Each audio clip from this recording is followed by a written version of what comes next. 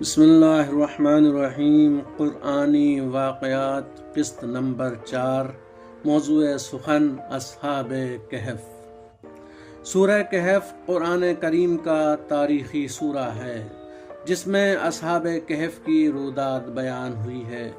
اس سورہ میں خداوند عالم اپنی گفتگو کا آغاز اس انداز سے کرتا ہے: کیا تم لوگ یہ سوچتے ہو کہ رقیم نامی جگہ پر رہنے والے اصحاب کہف ہماری عجیب و غریب نشانیوں میں ہیں؟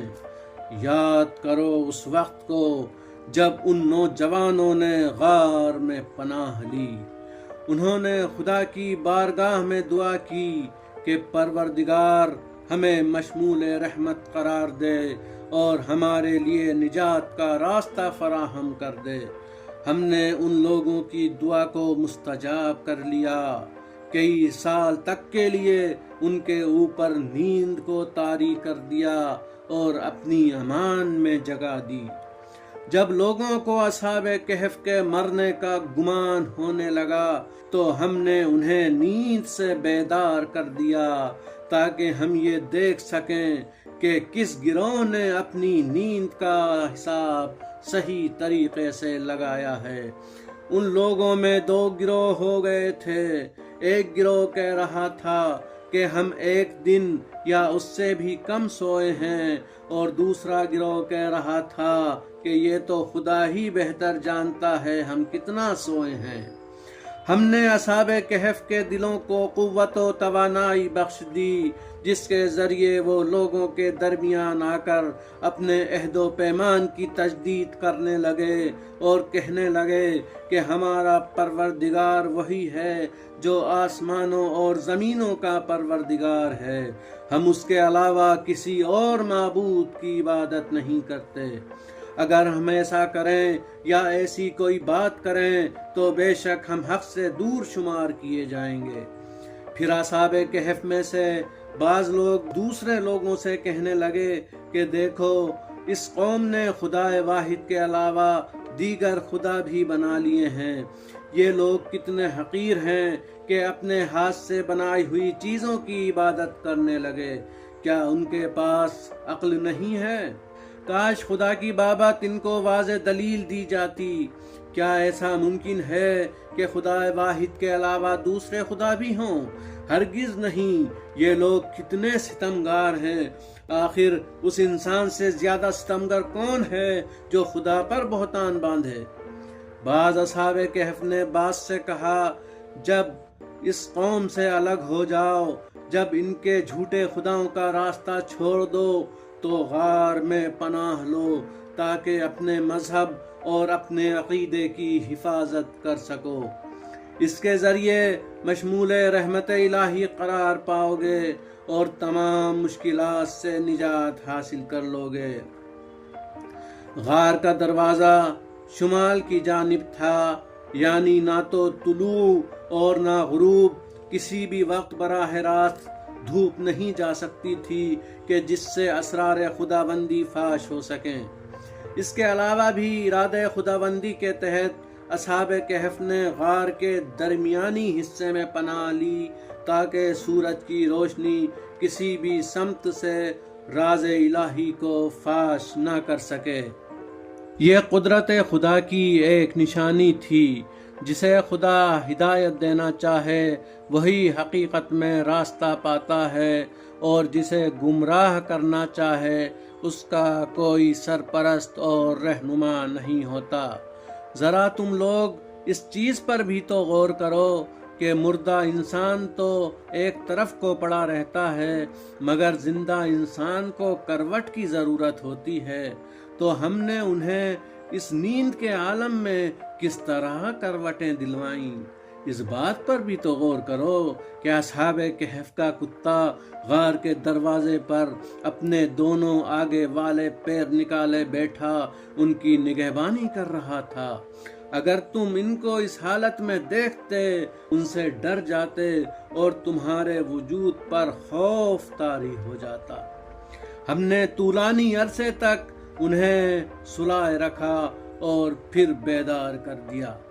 جب وہ بیدار ہوئے تو انہیں بہت تیز بھوک لگی تھی، لہٰذا یہ طے پایا کہ ان میں سے ایک انسان چاندی کا ایک سکہ لے کر بازار جائے اور جو پاک صاف دکاندار نظر آئے اس سے کھانے کی چیزیں لے آئے، لیکن یہ دھیان رہے کہ جانے والا اپنا چہرہ چھپا کر جائے تاکہ وہ پہچان میں نہ آئے اور گرفتار نہ ہو جائے۔ وہ لوگ یا تو سنگسار کر دیں گے یا بت پرستی کی دلدل میں دھسا دیں گے۔ اگر بت پرستی میں گرفتار ہو گئے تو دنیا و آخرت میں گھاٹے کا سودا ہوگا۔ ہم نے اصحاب کہف کی نیند کے ذریعے لوگوں کو اس حقیقت کی جانب متوجہ کیا کہ خدا کا وعدہ حق ہے اور قیامت کے بارے میں کسی قسم کا شک نہیں ہے، وہ یقیناً آ کر ہی رہے گی۔ اصحاب کہف کی داستان دیکھ کر بہت سے لوگ قیامت پر ایمان لے آئے۔ اس کے بعد خدا نے دوبارہ اصحاب کہف کو غار ہی میں ہمیشہ کے لیے سلا دیا۔ اصحاب کہف کی وفات کے بعد ان کے بارے میں لوگوں کے دو گروہ ہو گئے۔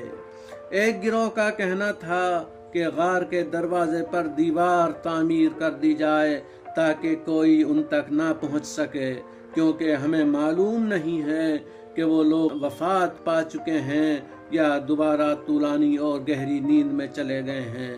ان کا پروردگار ہی ان کی اصلی حالت سے اچھی طرح واقف ہے۔ دوسرا گروہ جس کی اکثریت تھی وہ یہ کہہ رہا تھا کہ غار کے دروازے پر عبادت گاہ بنا دی جائے۔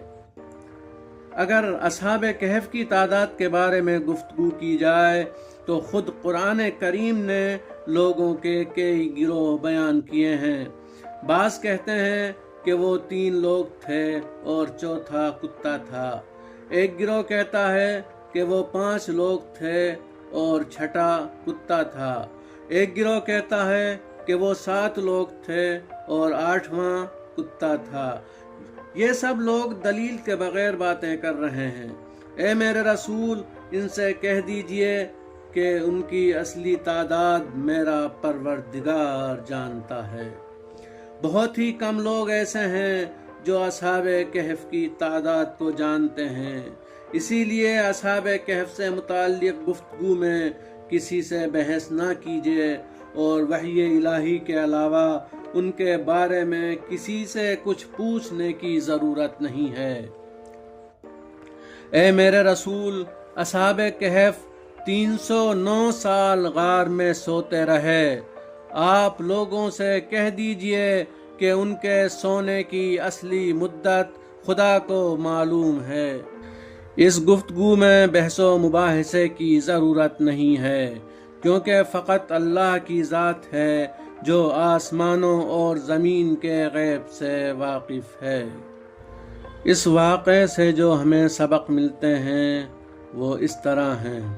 سبق نمبر 1، اگر خدا پر ایمان مکمل طریقے سے ہو تو انسان کسی بھی ظلم و ستم سے نہیں ڈرتا بلکہ اس کا ڈٹ کر مقابلہ کرتا ہے۔ سبق نمبر 2، حقیقی مومنین کو خدا اپنی نظر رحمت سے محروم نہیں کرتا بلکہ زمانے کے لیے درس عبرت بھی قرار دے سکتا ہے۔ سبق نمبر 3، خداوند عالم موت و حیات پر قادر ہے، جس کو چاہے زندہ رکھے، جس کو چاہے موت دے دے اور جس کو چاہے 300 سال سلانے کے بعد دوبارہ بیدار کر دے۔ سبق نمبر 4، اگر خدا اپنے بندے کی حفاظت کرنا چاہتا ہے تو مکمل طریقے سے اس کی حفاظت کا انتظام کرتا ہے، چاہے گھر کے چاروں طرف برہنہ شمشیریں ہی کیوں نہ ہوں۔ سبق نمبر 5، اللہ پر سچا ایمان رکھنا انسان کے اندر قوت و توانائی پیدا کرتا ہے، پھر وہ کسی بھی ظالم کے سامنے حق بیانی سے گریز نہیں کرتا۔